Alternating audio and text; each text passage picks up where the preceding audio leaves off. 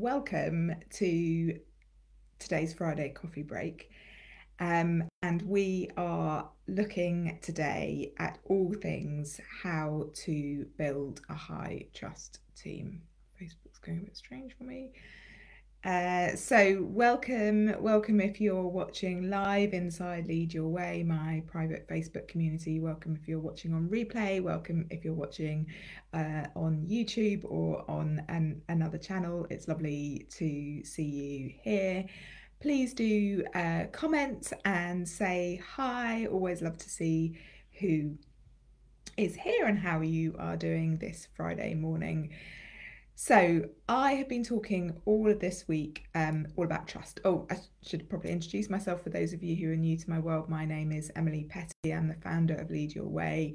I am passionate about helping you grow in your career, helping you have a career that is fulfilling, enjoyable, impactful, and I'm passionate about doing that from a one-to-one basis in terms of personal career development, but also through leadership development and supporting teams. And really this week I'm talking all about how to build a team.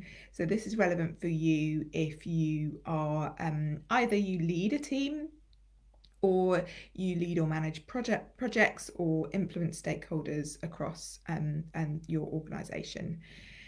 And I wanted to start with trust. And when I think about trust, I sort of like it's quite hard to grasp, and it is I suppose it's not a management trick. Like I can't I've got a model, three elements of this model, but I can't sort of teach you in follow these three steps or tricks and you will build trust. Although I have got some tips for you, because it's about real people. It's about us, how we feel about ourselves, how we feel about other people, and how we connect with other people. And so we're dealing with humans here, which surprise surprise means we're dealing with emotions, we're dealing with thoughts, we're dealing with behaviors. And that's where I think we run into problems, is kind of we think that we show up at work and we're all professional and everything's civilized and we're all going to get along. But actually, as I said, we're humans with emotions, with thoughts, with feelings, and we sometimes do things that maybe we don't want to do, or we regret perhaps doing. And building trust involves vulnerability, it involves forgiveness, it involves trusting ourselves as the number one element. So I want to take you on a journey today. We're going to talk about the three core areas that I believe need to be in place to help build trust. And then I'm going to give you some tips to help you. I'm just going to plug my laptop in.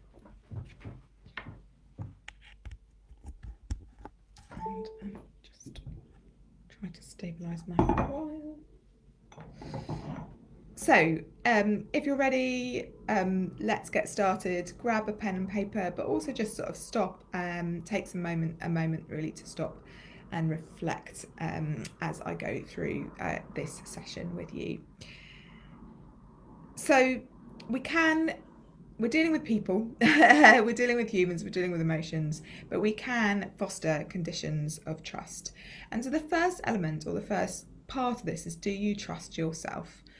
And by that I mean, are you aware of your emotions? Are you able to express safely your emotions and regulate and your thoughts? And are you aware of the impact of those on your behaviour, on your decisions, on how you show up, how you connect and relate to others?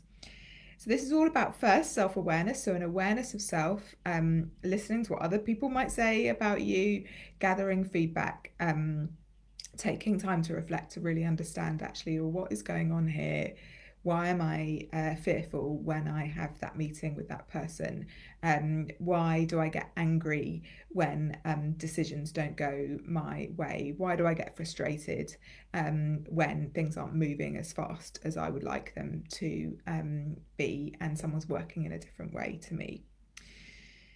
And then we want to move to self-acceptance, which is a place of complete peace, complete trust in yourself. This is where the ego is removed, and that need for validation, that sense of competition. Oh, I'm not good enough. I'm not as good as the other people. Therefore, I need to speak up in a certain way. I need to behave in a certain way. It's that complete inner self-confidence in who we are.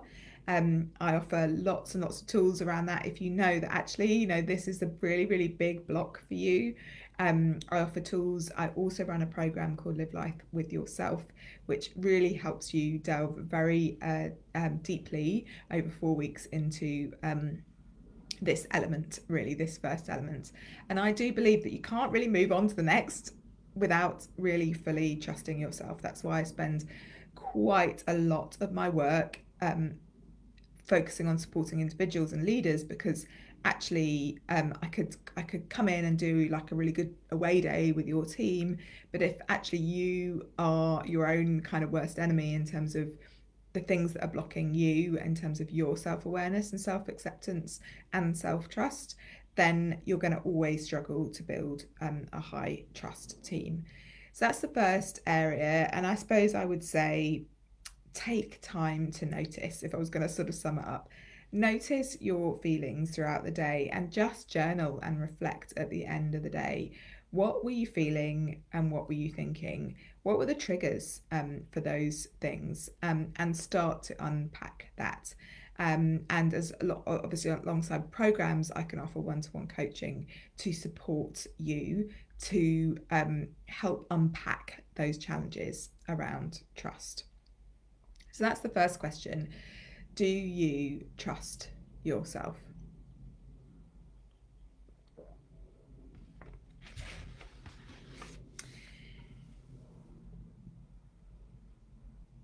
The second is, are you trustworthy? Are you worthy of trust?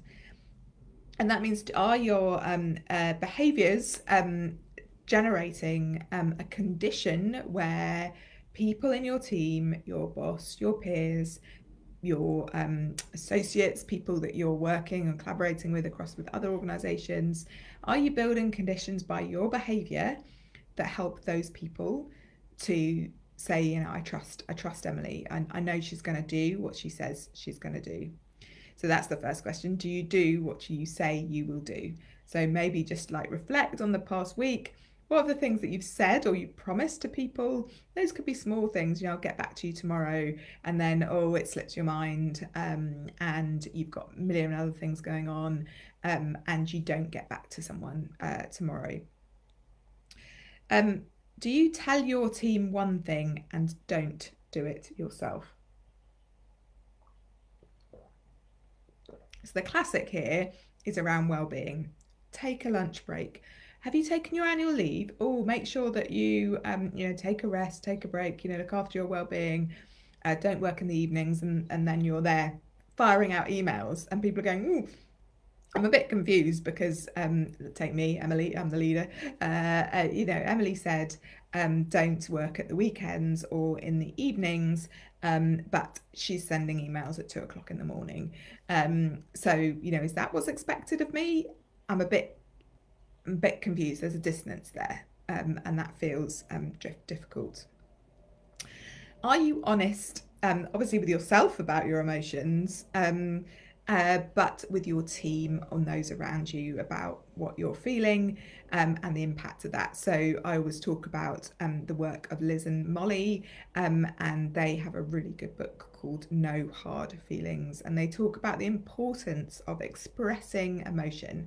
So if we're sort of in a workplace where I walk along and I'm a robot, basically, with an emotionless robot, then we're not actually being honest and true, because we all have emotions all of the time. And actually saying, no, I'm feeling a bit frustrated at the moment, but this is the path forward. This is how I'm going to solve this challenge, is actually really helpful, because it helps other people to trust you.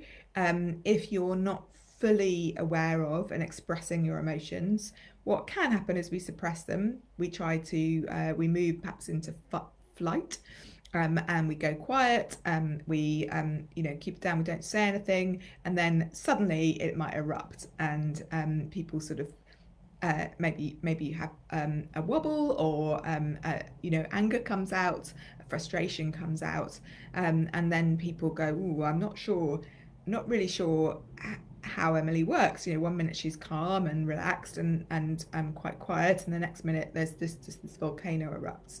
So actually, a regulation or a regular expression of emotion, and understanding that all emotions are healthy to express within the workplace is really key. Are you honest about maybe what you don't know? So are you sort of trying to cover up like your lack of knowledge in an area? So the higher up you go in the hierarchy, the more likely you are to not know the detail. You're not expected to be across everything all at once, and so but what we do is we try to do that, and that kind of causes a little bit of kind of covering up, and actually it's okay to say, I don't know that yet, I'm going to find out. I don't know that, but someone in my team does. Totally wonderful thing to say, because it empowers that person in your team to have the knowledge. Do you have your team's back? Are you thinking about how you can support your team, how you can back your team up, how you can, I suppose, be there for them and represent them? And when I was thinking about being trustworthy, I think the biggest sort of unintended barrier, particularly if you lead others and particularly if you're a middle manager, is those conflicting priorities. So if you are a middle manager, the likelihood is you've got your own responsibilities, your own projects that you're managing, and almost like the managing the people bit, like, oh yeah, I've got a one-to-one, I've got this happening, I've got this happening. It sort of sits on the side, and I would really encourage you to think about actually building trust, building my team, leading my team is my number one priority. So what am I doing this week to help my team trust in me, and to help my team trust each other? Because I really, really do believe, and I'm really passionate about this, that this will save you time in the long run. Because actually, if you are facing into maybe conflict in your team, or maybe not even conflict, but there's those little niddles and nicks, and just little disagreements of people rubbing up against each other, miscommunication, and going, oh, let's go back down that email chain, let's explain that again, and then you're spending an hour unpicking something, confusion, frustration, and in the worst case scenario, people are either quiet quitting or quitting, loud quitting, and I haven't got the stat in front of me, but do read the Gallup workplace report that's just come out, and this is a global stat, but I think it was 58% of people are quiet quitting, 19% are quitting, and the rest are engaged. So that's a global stat. I'm not sure what the stats are in the UK. They may well be worse. I don't know, but either way, that evidence really shows that actually we've got a huge bulk of the workforce globally who are disengaged. And the cost of that is that people leave. Either they're doing sort of just about the standard work, they're not happy, they're not thriving, they're not fulfilled, so well-being, it becomes a real challenge, or they're leaving, and then you're having to recruit new talent, and that is costly and time consuming. So actually building trust your number one priority is going to save you a whole lot of time, a whole lot of energy. It's also going to mean that everyone is happy, and I don't know about you, but I want to work in a workplace where people are happy and engaged, and that's what I believe trust is the key. So our third area is trusting others. So often, I don't know, I did this when I start a new job, and particularly if you're a leader, you're observing. So I'm going to observe, and I'm going to work out what's going on, and I'm going to sort of hold a little bit of myself back because I'm not sure whether I trust other people. And maybe you put up like little barriers, just the sort of the work self, which is not the fully you self, to protect yourself. And really trusting others does require vulnerability. Maybe in the past you've been hurt by somebody where you did put your trust in them, and that's where we go back to our trusting ourselves, knowing that we are enough. It's okay if someone does hurt us because we are enough. We fully accept ourselves. So that's why that first piece is so important. And there is that risk of getting let down, but the risk of not trusting others is that we're not forming trust in the workplace, because if you're not trusting someone else, the chances are that they don't trust you, because it's like a reciprocal thing. So you're giving off an energy of defensiveness, of holding things back, of lack of trust, and they're going to mirror that energy. So often it just requires you to sort of, I suppose, be the adult, to take that responsibility to say, actually, I'm going to open the door. I'm going to be vulnerable, and again, that could be expressing emotions, that could be sharing what you're finding difficult, it could be asking for help, whatever that is just putting yourself into that position. So are you putting up defences? Are you putting up barriers in terms of trusting other people? There may well be reasons why you don't trust somebody because of the way they have behaved. And, that is a very real situation that can be in the workplace. I really encourage you to think about having a conversation with that person, stepping into forgiveness, letting go.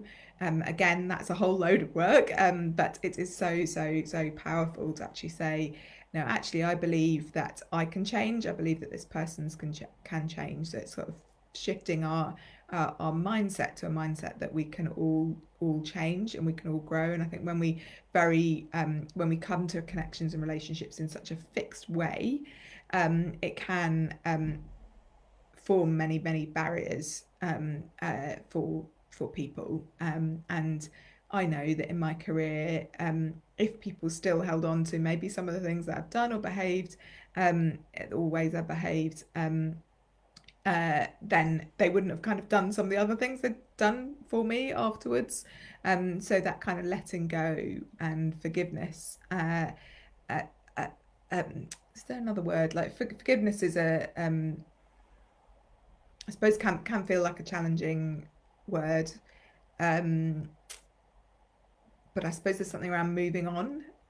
And in fact, I've got a quote, and I'll find it. I'll put it in the comments. Actually, I'll try to remember to put it in the comments. Around that sense that we can't change the past. Someone may have done something to hurt you. You might have done something to hurt somebody else. But actually, we have this present moment. And there's a decision to say, okay, I'm going to keep holding on to that. I'm going to hold on very tightly to that thing that someone did, and I'm going to let that affect my future. Or am I going to say, I'm going to let go of that so that my future can look different? So what do you need to let go of? What do you need to forgive? And what does that look like for you? What does trusting others looks like for you? And, if you struggle with this one, start small, start with one relationship, and slowly build back trust. It does take time. I'm just going to sip my tea. Do say hi if you're watching live. So I've got some tips to building trust more in the team context. And these are drawn from, I always often quote Nancy Kline, Time to Think. I really highly recommend reading her book. She has 10 components of what she calls a thinking environment. And I really believe that the thinking environment is an environment that builds trust. I'm going to just pick on 3 elements within the thinking environment, which I think are very powerful elements that help you to build trust in a team. So So the first way that you can build trust is to make sure that everyone has a voice, and within that everyone, that there's a promise not to interrupt, that there is a promise that we will listen. So often in team meetings, you have some individuals, if you might reflect on some of the meetings that you attend, maybe one or two or three or four individuals who do most of the talking. Someone else struggles to interject. I often coach people who struggle to speak up in meetings, partly because of the way they're facilitated. It's not like necessarily a confidence issue, it's just the way meetings are, which are basically pretty dysfunctional. And so enabling everyone to be present, to be heard, and to be listened to is a really, really, really powerful tool. And you can do this in a number of ways. Number one, start a meeting with a check-in. So make sure everyone is heard at the start of the meeting. So particularly in online meetings, and particularly if the screen is going over two screens, or in Teams, you can't really see who's in the meeting, and actually giving everyone an opportunity to say hello.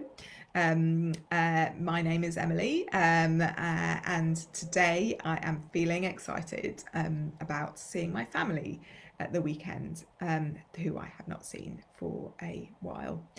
So just like literally as simple as that. So you can do that with 20 or 30 people in the room.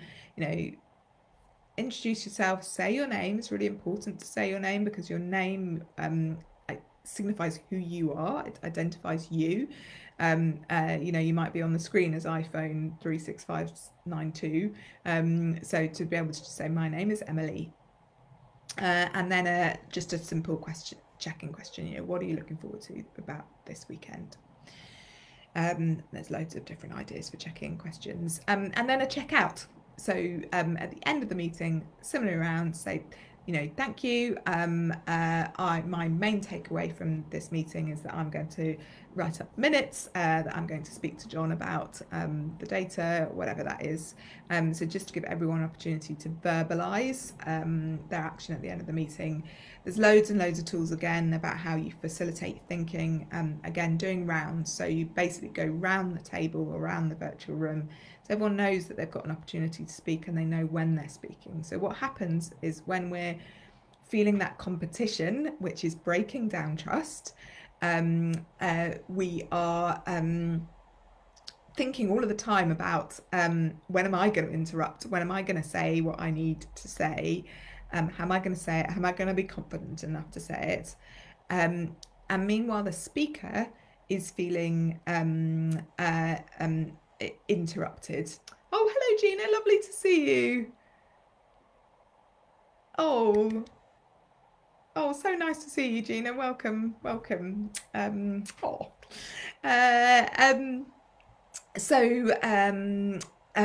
Interruption is a really interesting thing. How people manage hundreds and hundreds of comments when they're doing these things. So interruption basically stops our train of thoughts, as you've basically seen from that, but it's a lovely interruption. Thank you, Gina, for commenting. So interruption stops our train of thought, and actually there's evidence that it actually feels like an assault, like a slap in the face, like a physical assault when we're interrupting. We've become so used to this, because if you just observe any human interaction, like with your partner, with your child, at the dinner table tonight, observe it, and we're doing it all of the time. So we've become very, very used to that idea, that sense of being interrupted, but actually it does feel like an assault, and what it does is it immediately stops our thinking, and we revert back. And so no wonder so many people have a challenge around speaking up in meetings, because they don't want to have that feeling of being interrupted. They don't want their thought to be ignored and not listened to. So how can you enable people to do their best thinking? By really encouraging your team to have the promise of not interrupting and listening. And I have on my laptop, you probably can't read that, it just says be present and don't speak. So as a coach, that is like my mantra, be present and don't speak. So my role is to listen, and my role is to hold the space for people. So if you want someone to hold the space for you, to allow you to speak without interruption, I promise I will not interrupt and hold to what my sticky note on my laptop says. So that's the first thing. Again, that's huge, loads and loads to unpack there, but just have a think about maybe a one-to-one, how you can model that, maybe in a difficult relationship that you do find difficult, how you could introduce that. And then the second is around feelings. I've already mentioned that all feelings are welcome. And so enabling people to safely express their feelings. So what are you feeling and what are you thinking? Are really powerful questions. So I'm feeling frustrated and I'm thinking that, I'm really, annoyed that I got let down by blah, and just allow someone to express that in a safe way, not in a kind of, but basically in a safe way. And the third element is appreciation. So, we're addicted to our smartphones because what we want is we post on Instagram or LinkedIn or whatever your preferred social platform is, and we want likes. We want, it's great, someone's commented on my live, we feel good when people like us, basically, literally. And so we're getting that adrenaline most of the time through our mobile phones in this kind of strange virtual world. But actually, how wonderful would it be if we encourage and build in appreciation into our work lives? And so what you can do is simply, maybe as a checkout round at the end of a meeting, to say that everyone appreciates the person on your left. So you could just say, Emily, I appreciate your reflections today, or you could actually it's more a characteristic of that person. So I appreciate your clarity of thought. I appreciate you holding the space for me today. I appreciate your courage. So you don't need to say, I appreciate the way you shared so eloquently about trust and blah, blah, blah, blah, blah. And I appreciate your PowerPoint presentation and appreciate your whatever, your necklace. But actually just think of a word, an attribute, a value, a behaviour that you appreciate in that person. You just simply say, Emily, I appreciate your courage in speaking up. So encourage you to do that, to think about those three things: giving everyone a voice, how you can give everyone a voice, how you can make sure feelings are welcome, and how you can build in appreciation. Because appreciation creates psychological safety and generally makes us feel good about ourselves. And when we feel good about ourselves, we're going to do our best thinking and do our best work. So headline kind of actions from this session is spend time understanding yourself and spend time understanding other people. So build relationships with other people, with people in your team, with your senior colleagues, whoever that might be. Seek their perspective, understand their communication style, their communication preferences, and then seek to adapt. So, how do I need to adapt to work with you better? So friction comes when we're like both fixed in a position and we're not actually saying, we're gonna adapt to flex so that we can work better together. So spend time understanding yourself, spend time understanding other people. So build relationships, go out to dinner, go out to lunch with people, go out to coffee with people, seek their perspective, seek to understand them, and then think about how you can adapt. So that's where the vulnerability piece comes in. So that's it. Those are my tips. We're nearly at where are at half past 10. If you've got any questions around building trust, obviously this is kind of like a headline. There's like I could hang a whole course underneath each of these elements. So there's a lot in there to unpack. But have a think about like what one thing might you take away to start building trust in your team. If you know particularly that first issue is a challenge for you around trusting yourself, but also trusting others, managing your emotions, those sorts of things, then one-to-one coaching might be a great solution for you. So do let me know. If you want to help your team build trust and start facilitating discussions, really, whereby people start to understand themselves and understand others, learning how to develop a way of being together where you do listen to each other, where you do give each other attention and promise not to interrupt, I can facilitate a sort of introduction session, I suppose, whereby having a neutral person in the room can model this way of being as a team, and then at the end of the away day or a 2.5 hour workshop, we can then agree, or I will ask the team to think about agreeing how they could work together more effectively to build trust, to improve communication, to adapt.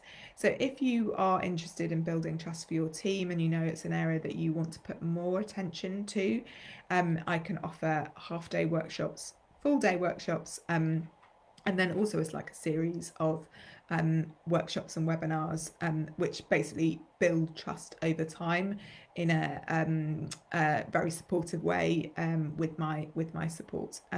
So lots of levels of support that I can offer you and your team if that is a challenge for you. Do just message me. My email is hello@emilypettyconsulting.com, or pop onto my website, which rather confusingly is emilypettytraining.com. Thank you, everyone. Gina, so lovely to see you.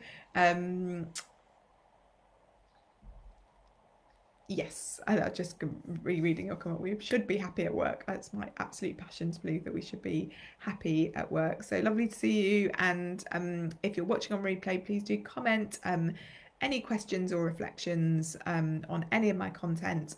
Please do ask. I love to get feedback and help in any way that I can. So I hope you have a lovely weekend, and I shall see you next week, where we're still talking about building team, and I can't remember what the topic is, but we are probably, I can't remember, but yeah, I'll leave you hanging. Have a lovely weekend. Bye.